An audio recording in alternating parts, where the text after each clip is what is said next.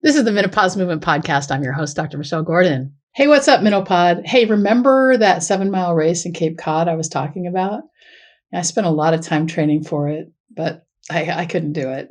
My wife's a doctor, and she's trained in internal medicine, does primary care, including hospital care. That means COVID.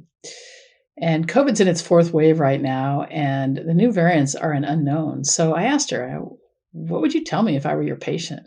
Now, mind you, this was a scaled back version of the race and only 8,000 people were going to run. It's usually over 11,000. And she said it's too risky. So I was gutted and I didn't even run the 7 miles at home. I sat on my couch and ate too much and watched too much TV. And plus, Alex is still at home because we didn't go up to the race. But I bounced back and I got back out there and ran just for fun. And I had to snap out of my temporary funk and get back on the proverbial horse. And I'm not sure what my next event will be, but I'm definitely trying to be better than yesterday every single day. And getting better at anything requires awareness of my thoughts and the feelings they cause and the subsequent actions that I drive with them. And when it comes to menopause in life, the only constant is change.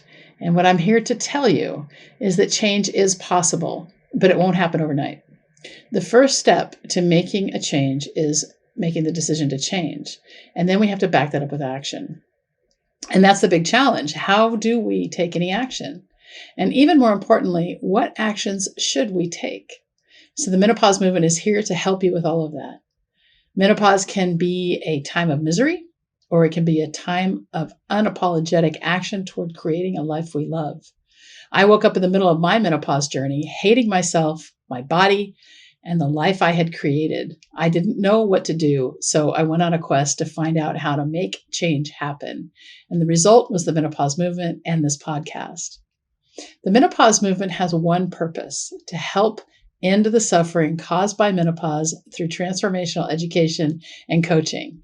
And we want to help you too. So head on over to menopausemovement.com, take the quiz there. And not only will you discover your type, but we'll also tailor some offerings to help you take back your life from menopause. Getting back into the driver's seat of my life was the first step I took to overcome the changes I experienced with menopause.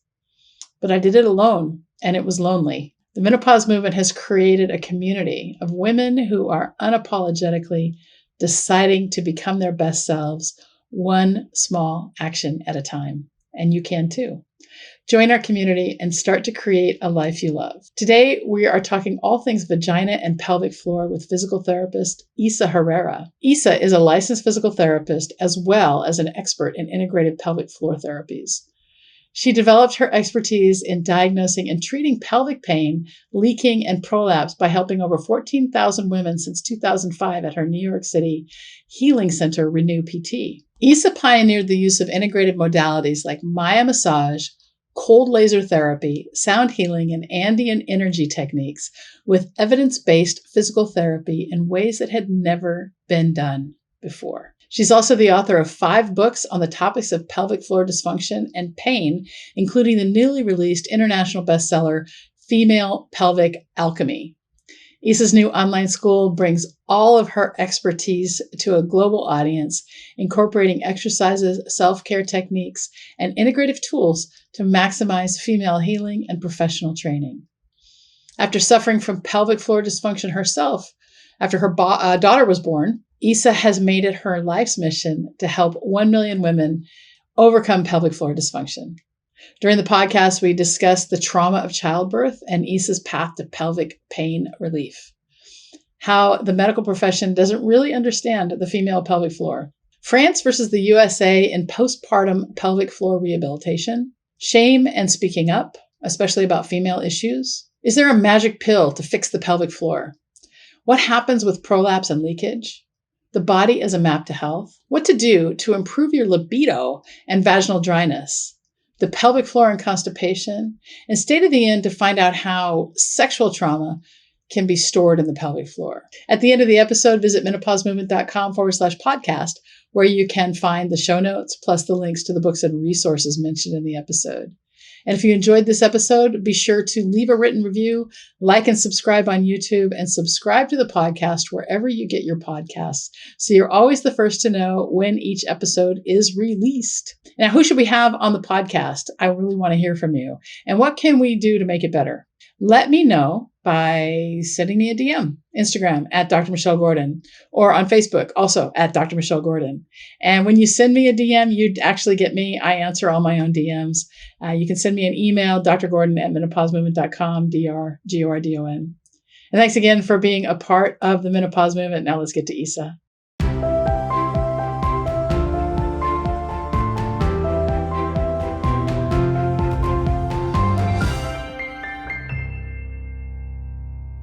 So Isa, welcome to the Menopause Movement podcast, and thanks for making the time to come and join us. You have a product and a world that is so, interesting to women in menopause, especially any woman who's had a baby. And so why don't you just tell us a little bit about, who you are and where you're from and who you serve and how it is that you've come from serving one-on-one to one-to-many. Well, first of all, thank you so much for having me on your podcast. I am super excited to be here and to share whatever I can with your community. And, life can throw you a curveball, and sometimes you can that curveball can either hold you down, or it is the catalyst to bring you forth into a new mission. And I always say that the day that my daughter was born was the day that my purpose was born as well. And until then, I was a physical therapist working in an orthopedic setting.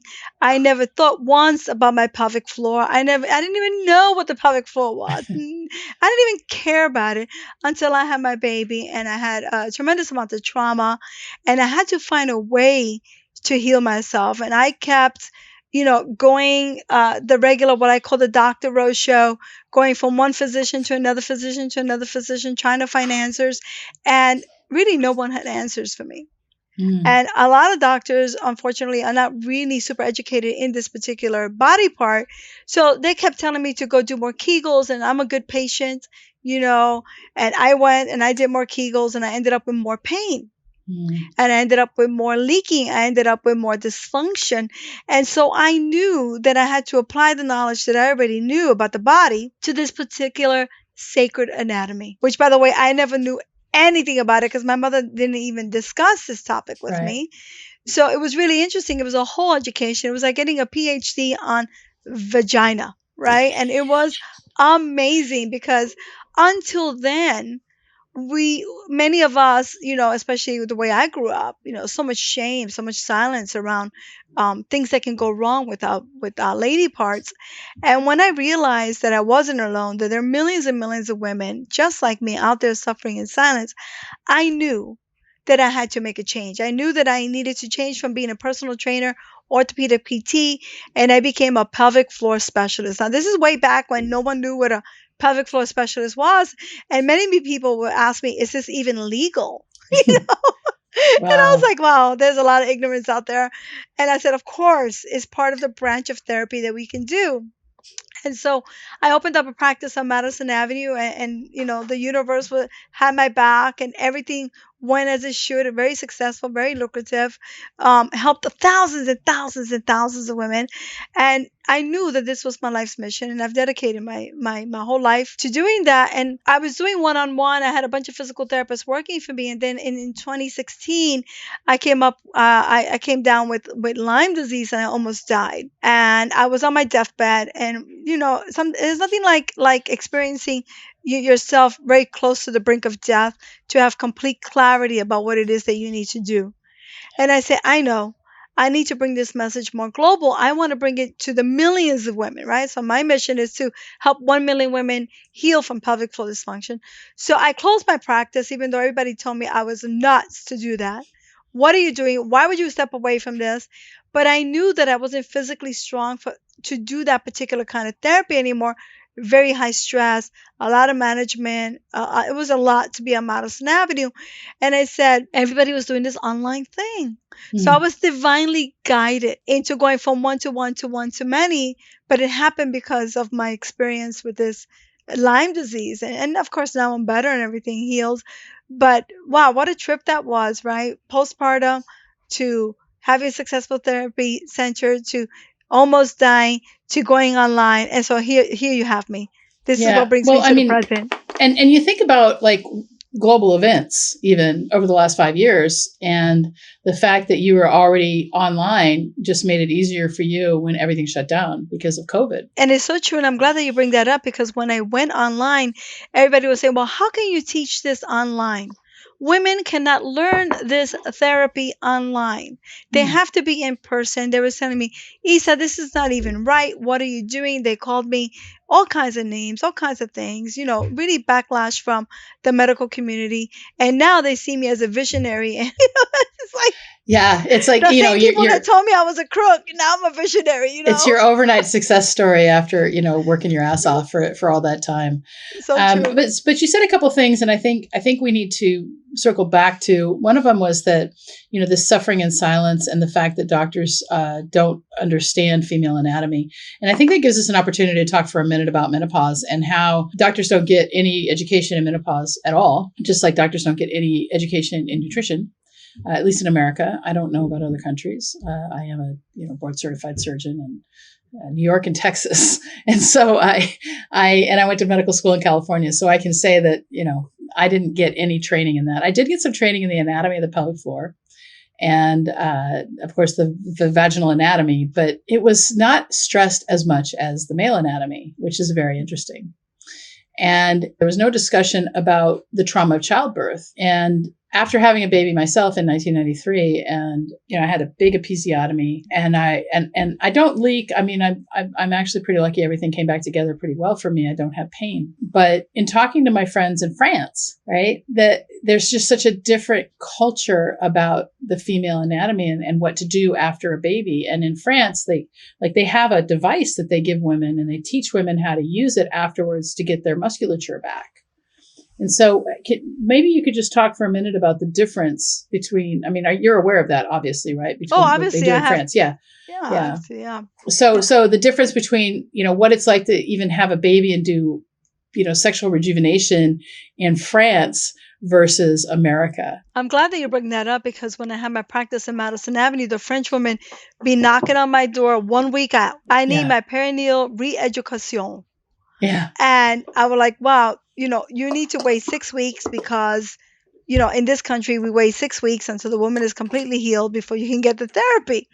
And I really was so in awe of the women, the French women in particular, because in that country, women get pelvic floor re-education, pelvic floor therapy, and the government pays for it. Mm-hmm. In this country, you have your baby, you have your cesarean. You're lucky if you get one checkup, and then you're on your own. They ask you what kind of birth control you want, and they send you home. And the majority of women are suffering. They get perineal tears, they get episiotomies, they get cesareans. They'll have they can even have a pubic bone separation. They can break their coccyx. There's so much obstetrical trauma. And when I had my center in New York City and in my online programs as well, we help women recover from that by teaching them how to do it on their own, right? For me, there's no reason why a woman needs to outsource that care. What we need to do is go inward and understand our anatomy and listen to the messages of our bodies, right? So the French women were always listening to the messages of their body. They were very in tune. They weren't ashamed. They wanted to fix the problem right away. The American women that came to me, they were like, I can't tell anybody about this. This is so embarrassing. I have pain. I'm leaking. I have a prolapse. I don't want to even tell my girlfriends about it. And I feel like there were two different kinds of faces to the problem. One was, yes, I'm here. I need the education. I need to rebuild. And the other one was shrouded in shame. And it has a lot to do with the culture that we live in America. Yeah, for sure. Right? Yeah. So, I mean, you think about it, we come from a puritanical roots. Sex is dirty and evil, but let's have it anyway, right? Everyone wants to have sex. And then we have this whole culture of if a girl gets pregnant, it's her fault. And she has to deal with the shame of that. And that it has nothing to do with the guy. The guy's just virile. And then, on top of that, there's all of the medical research that until the 2000s was done on men. Yep. And so there was no, and this is worldwide. I mean, except for maybe France. And then one of the things I talk about a lot here at the Menopause Movement is how we have so much shame around our periods. Like we wait, we're going to be adults. We're going to be adults. And then we get our periods and because we're bleeding and it's blood and it's gross. It's like, oh, we can't talk about that. Mm-hmm. And so then we don't talk about what we're going through in menopause. And, even after childbirth, I mean, all the changes we just have to suffer with. I mean, when I did this TV show a few years ago, and one of the ladies was a French woman who had moved from France to Santa Barbara. And she talked about how she leaked all the time. She couldn't run because she would just pee her pants. And I was like, well, there's got to be a better way. And so here you are. And I'm going to make sure that I send her a text with this podcast, because, even somebody who's had a baby maybe 30 years ago, you can help them, right? Oh, absolutely. And the crazy thing is that when women hit menopause, I had my baby at 41 and I went into menopause at 41 and a half. Wow. It was the double whammy, postpartum and menopause at the same time. Now I lost my period. Nobody knew why. It's still a mystery why that would happen. And we have some. But what I've discovered is that because of the decline of the hormones, we need to have stronger pelvic floors so that we're not suffering from vaginal dryness, so we're not suffering from leaking and weakness that can also lead to prolapse. So we have a lot of women in the menopausal stage not knowing what to do to care for the sacred anatomy, maybe never learned in their lives, thinking that they had a baby 30 years ago and it makes no difference to what's happening now. And I can say 100% that if you had a baby 10, 20, 30, 40 years ago, it doesn't matter.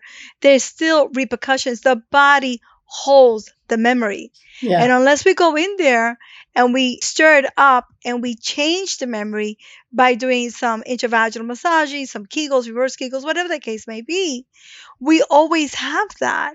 And then we become weaker because so many of us become also atrophied when we're in menopause. We lose bone density, right? So all these things are happening simultaneously.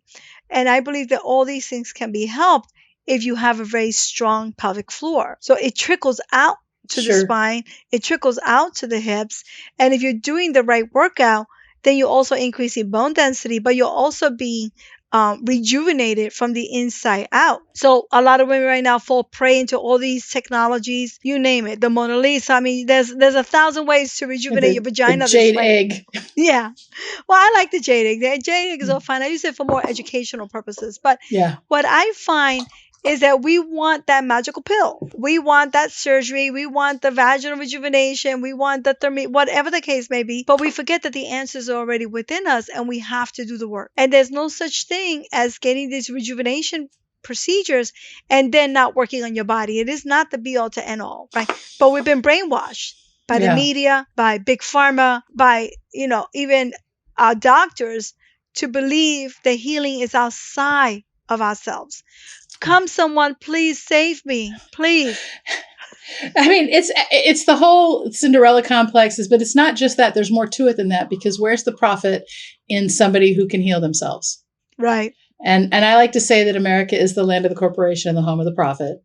And I have nothing against profit. I think profit is awesome. But, when it comes to medical care, there's the people who benefit from, the pills, powders, potions, and patches are the pharmaceutical companies and the supplement companies. And it's not us, because there's no magic cure for menopause. Menopause is a natural thing. And after childbirth, there's going to be some things that happen, but you can take steps to heal your pelvic floor. So let's talk about something that almost no one ever wants to talk about is, let's talk about prolapse. Mm-hmm. When all the parts fall out. Yeah. So how do you deal with that? Oh my God. With prolapse, this is the thing that happens with prolapse. And I think that this is one of the things that I'll be covering on the masterclass, which I think is very important for women to understand.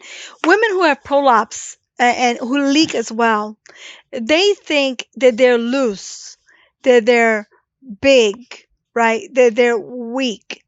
What I find with menopause and some women who have leak and have urgency is that they have tension in the pelvic floor. And this tension is because they're trying to hold their organs up. So they're always constantly gripping, right? Or they're constantly not trying to go to the bathroom. So they're always holding up so they don't have to pee on themselves. And this creates this tension that we must deal with before we can introduce a Kegel, before we can introduce exercising, because we cannot, when there's tension in the pelvic floor, there's also weakness. So then you have to ask yourself the question, am I weak because I'm tense, or am I weak because I'm weak and the muscles are too relaxed? But with prolapse, it really hurts women's activities, and they feel there's nothing for them to do. So they go and they get these mesh surgeries and all these other surgeries, and then they fail and they have a Mm. lifetime of pain. When I believe that the doctor maybe should have introduced a course of conservative therapy, right? And maybe even a pessary, and then, if all else fails. But I've never lost a patient to a surgery. So let's just define pessary for the audience.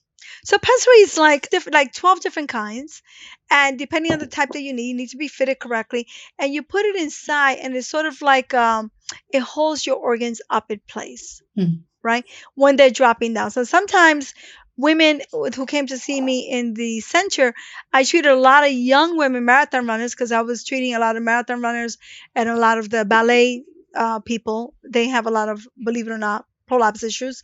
So I would treat them, and if they want to run, then they would do a pessary until the muscles caught up. So pessaries is something that you will use depending on the severity of the prolapse. Of course, if it's completely out of the body, which it can be, 4th degree, then you may need to use a pessary all the time. But for someone who has a 1st degree, 2nd degree, 3rd degree pessary prolapse, like I do, I have a 3rd degree prolapse of the bladder, I don't wear pessary. I fix my body, I work out, I work my core, I work my muscles, and I make sure that I'm listening to my body. If I am doing something that's creating more pressure in my vagina and I feel like something's falling out, then we have to modify our behavior. We have to modify our lifestyle until the muscles can catch up, right? Or sometimes those lifestyle modifications have to be there forever. Like, I don't run anymore. I used to be an avid runner, crazy runner. I believe that's how I got my prolapse, and then I had the birth and the trauma, and then it was exasperated. So with prolapse, I think a lot of women feel very hopeless. They feel like there's nowhere to turn. But I can tell you right now, as long as you're taking care of your sacral anatomy, understanding the pelvic floor, doing Kegels, reverse Kegels, and some core work, and investigating maybe if there's a trigger point inside the vagina or outside the body, and understanding that your body is a map, right? It is this beautiful, I call it the queensdom. It's a temple that we need to take care of, and our sacred anatomy is in the middle of everything. So the crazy thing about the pelvic floor is that it's influenced. It influences outward, but then everything on the outside can influence inward. It also has 17 meridian lines, which is crazy to think about, right? When you think about all that energy in there. Yeah. So for me, if I'm looking at a prolapse, I want to see the posture. I want to see the hip alignment. And these are things that are easily taught. I teach this in my classes. And I also want to see if they have a diastasis recti separation, the separation of the abdominals. We want to correct for that, because that's a high risk for prolapse. So women with prolapse is sometimes like, I'm doomed. There's nothing that I can do. This is my life. It's over. I mean, listen, I've heard like 15,000 stories, most of them embedded in my brain. And what I can tell you is that there's always hope, but we got to put in the effort. We have to discover how to trust ourselves again. I think that this is an issue of not trusting our bodies and falling into this, like you said, Cinderella. Somebody come and save me. Somebody give me the kiss and wake me up. Somebody take me away from this. But the truth is that the person on the white horse, the knight in shining armor, is really you. Yeah. And in this story, definitely. Yeah, you save yourself. Yeah. Right? You save yourself. And we forget that, because I was never taught that as a girl. Yeah. My mother was always like, marry well, don't make too many waves, Yeah. I mean, I think there's a couple things. I just wrapped up a free course, and one of the women in the course said, "Can you point me to some some free pelvic floor help?" And I said, "Well, watch your email. We're going to be sending some stuff, because you're coming up with a really great class that's happening soon, and if you want to join that, we're going to send some emails, and we're also going to hook you up in the show notes for that." But the other thing I said to her was, I said, sometimes you got to invest in yourself to get the best, because something I've learned through not only this business, the menopause movement, but when I was running my surgical practice, that the people who actually came in and paid their copays, they were much more invested in their health than the people who didn't have to pay anything. Mm-hmm. And it's just really funny because when you pay for something, you're going to pay more attention, you know? And so, well, I know in your master classes and in your content that you don't charge for, it's really good. The point I'm trying to make here is that, you know, when you pay for it, it's even better. No, I believe that. And Yeah. that I'm glad that you mentioned that because it's such a great point that you bring up. When I was in my physical therapy practice, we were in network for about a year and a half. I noticed a trend of women not being really invested in their therapy. So I went completely cash based. Yeah. And what was really interesting was that the women would get better faster, right? Because Yeah. my deal was, let me get you better faster. I don't want to hold you prison in my practice forever and ever, like so many other physical therapists come to see me 2 to 3 times a week for the rest of your life. My thing was 6 sessions in and out. I think that's why I was so super successful. And in those 6 sessions, I taught you what to do for yourself, not only me, but my entire team who I trained. Yeah. And then I took that entire process and put it into an online program so women can awaken within them their own healer, their own inner doctor. Because it is really bad when you go see a practitioner and the practitioner suffers from, let me save you, and they do everything for you and you're not educated and you're right back where you started from and you invested all this money and you don't even know how to care for yourself. And you don't Yeah. know anything about your body. Yeah. I mean, this is so good because it's so important that we start to understand that everything we need is inside of us. And yeah, you know, sometimes we do need surgeons and sometimes we do need, you know, medicine. I'm not dissing medicine, but when it comes to female health in particular, medicine has failed women over and over and over. And you kind of look at the state of the world and how in parts of the world, females are just pushed down and pushed down. It's almost like, you know, women are treated worse than dogs for, you know, whatever reason. I mean, there's a lot of reasons for the patriarchy. This is not the platform to talk about it, but I think that, you know, we're in America. You know, your audience is global, but this is, you know, menopause movements in America. I'm in New York. You're in New York, and what we want to do is, you know, really realize that there's stuff we can do. We don't have to live with this pain. We don't have to live with the leakage and all of these things. And before you go to something radical as surgery, there's a lot you can do before that. And I mean, I'm a surgeon, right? I understand we heal with steel. And I mean, that's what surgeons, that's what surgeons do. Surgeons heal with steel. But there's a lot you can do. Surgery is always the last resort, always. So for women who are in menopause, let's talk specifically about a couple of things that we see over and over and over. One of the big things is loss of libido. How can women who are in menopause start to, you know, I mean, I know that there's a big psychological component that comes with sex drive, and so we address that. We have a sexual desire course, and we have a, you know, course about connection. But physically, what is something that I could start right now if I were having trouble? I think the main thing is to move the pelvis. It's such a great question. I think that too many of us don't move, and too many of us don't even look at our pelvic floor, don't even look or even massage our vaginas. So I think the first thing is figure eights, circles, salsa dancing, a little bit of Zumba. We have to move the energy. What I find in menopause is that the energy in the pelvis becomes stagnant. And there's no microcirculation to the pelvis because the pelvic floor is either very weak, very tight, or a combination thereof. So in order to increase this flow into the pelvis, we have to juice it up, and we juice it up through simple movement, figure eights, hip circles, and then we have to understand that doing Kegels alone is not going to be the be all to end all, that we have to understand the majority of women don't do Kegels correctly. I'll be covering this in great detail, but for now, understand that if you want to get more energy into the pelvis, you want to bring more libido into it, we have to create a pelvic floor that's receptive, that's able to receive. So many of us are in a state of fear. We're locked down. We're super tight, and we don't even know it. We don't even know it. So some gentle movement, definitely deep breathing. I call vaginal breathing, breathing into the vagina so that we can open, right? Because if we want to have beautiful sensation, we want to have amazing orgasms, we want to have deep connections, that's not going to happen if you're like this.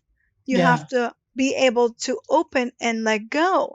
But so many of us have been brainwashed by the media and Cosmo magazine to do this. And that if you can lift a coconut with your vagina, that's going to be like the thing to pleasure. And it's actually the opposite. It would decrease your sensation. It would decrease your orgasmic power. And it's going to make you tighter and bring you out of balance. So you lose that flexibility. The pelvic floor has to move with your breath, and it moves with every activity that you do. It naturally contracts and relaxes. And it follows the rhythm of the diaphragm. So if you're not even breathing correctly, if you're not even doing that, that alone can shut you off from the power of your vagina, right? So it's so funny because every time you say vagina, I'm like, ah. I say that on purpose. I do it on purpose. I know. No, I think it's great. and because, well, the problem is that we just, it's like penis isn't a word that we consider to be, it's just penis, right? Yeah. But when it comes to like female stuff, it's like vagina. Oh, that's not, and for me, I know that's like a function of patriarchy and all the things that I've had to unlearn as an adult, from my childhood. So we're able to start to maybe move our bodies and maybe take a salsa class and kind of find our sexy, and that's awesome. So what would you say to someone who is having problems with vaginal dryness? With vaginal dryness, sometimes it has to do with the constriction of the pelvic floor. So it's not just because we lose estrogen, right? So maybe sometimes a little estriol will go a long way. But we also have to remember that the pelvic floor responds to the food that we eat. So we want to keep that pH in the vagina acidic, sourpuss, right? The way we can do that is through making sure that our internal body is alkaline, but the vaginal tissue is acidic. All right, wait a minute. Yeah. I have to, no, I'm sorry. I really have a hard time with anyone who thinks that the body is going to be more alkaline. Now, there might be things you can do to help the pH of the vagina with foods, but there is a 0.5 pH window that our bodies stay in. And that's just, so for us to be alkaline, there are parts of our bodies that have to be super acidic, like the stomach. And this is just from a science perspective. So I have a real hard time with people who say that you have to keep the body alkaline, because from a science perspective, if your pH goes down 1 point, then you're breathing like this because you're trying to blow off the CO2 or whatever. And so there's some science that we have to follow here. And that's one of them that I really have a hard time with anyone who says you have to keep your body alkaline. And I'm talking about vaginal only. 15,000 women underneath my belt. And I'm telling you, if you're eating processed food, if you don't use food as medicine, because that's what food is. Yes. Then it's going to dry you up. If you consume a lot of sugar, you're going to get yeast. This is all correlated. If your microbiome is off, it's going to have a deep effect on the vaginal microbiome. So for me, food is medicine. And when you want to heal, you have to heal with what you're putting in your body first. So if you're doing pelvic floor physical therapy, but then you're eating a bunch of sugar, processed foods, not drinking enough water, it's going to have an effect on dryness. Right. Well, that I agree with. Yeah. I've seen that over and over again. So we spend a lot of time talking about nutrition and how seed oils and sugar are probably the things that it's like the number one thing we can change in our diet. It's easy to change from a psychological, well, maybe not that, from a perspective of behavior, like I know I'm doing this, so let me change it. So it's a simple idea, but it's hard to put into practice. Oh, it's so hard. I've broken up with chocolate many times. Many times I've broken up with chocolate. But I'm going to tell you, as someone who suffered from pelvic floor dysfunction for many years, and I'm pretty healed now, but I always have my moments. If I'm not watching what I'm eating and I eat a lot of sugar and I have a beer, it goes right to my vagina. That doesn't surprise me. I feel, every 6 months or so, I'll have a couple of beers and a drink. And I don't drink usually because I exercise a lot. And so it kind of interferes with that. And I think alcohol also interferes with my spiritual connection. And so I try to stay away from it. But just a couple of days ago, I drank. And I just didn't, every time I drink, I'm like, why do I do this? It doesn't feel good, And so it does, I don't notice it in my vagina, but maybe I'll get a hemorrhoid. or something. So, Oh, okay. That's you know, interesting. things like that happen, just from making poor food choices. And I mean, I'm a cyclist too. So, and cyclists have hemorrhoids Oh, yeah, anyway. yeah, of Yeah. course. Yeah. And But a lot of pressure on the pelvis in cycling as well. I've treated a lot of yeah, cyclists. Yeah. yeah. So when it comes to, so let's just, to go back to let's close the loop on the vaginal dryness. So, staying away from fast food, eating whole real foods, trying to cut off sugar. Chocolate's probably okay if you have like 83% or higher, Yeah. and you limit the amount, right? I mean, Yeah, I think so. We got to live. probably, yeah, right. I mean, you can't say that you can never eat chocolate again. I mean, the chocolate is really, really good. But you think about how we evolved, and we would only eat honey during certain times of the year when we could find the bees and go get the hives and that sort of thing, right? And now it's just so available all the time. Our pancreas never gets a rest. So I wanted to shift gears and talk for a minute about sexual trauma and how you manage women with sexual trauma. Because I think in America, it's probably closer to 1 in 2 women have had some form of sexual trauma. Even though the statistics will say 1 in 4, it's probably closer to 1 in 2. Yeah. I mean, listen, I had a question once that someone asked me, how many of the women in your practice and on your online programs have had some sort of adverse sexual experience? And I would say, oh, about 99% of them. It's rampant. Yeah, And it's also been correlated to dyspareunia, uh-huh. vulvodynia, All right? right, Because that let's tension use is lay held. terms here. Yeah, so it's Dyspareunia, correlated painful to sex. painful sex, and Yeah, vulvodynia is painful in the vulva, can be with touch or without touch. And what right. happens is that when you start to heal this body part, and by the way, the women who join my program, sometimes they can't do any internal work because there's too much trauma, psychological trauma, sexual trauma.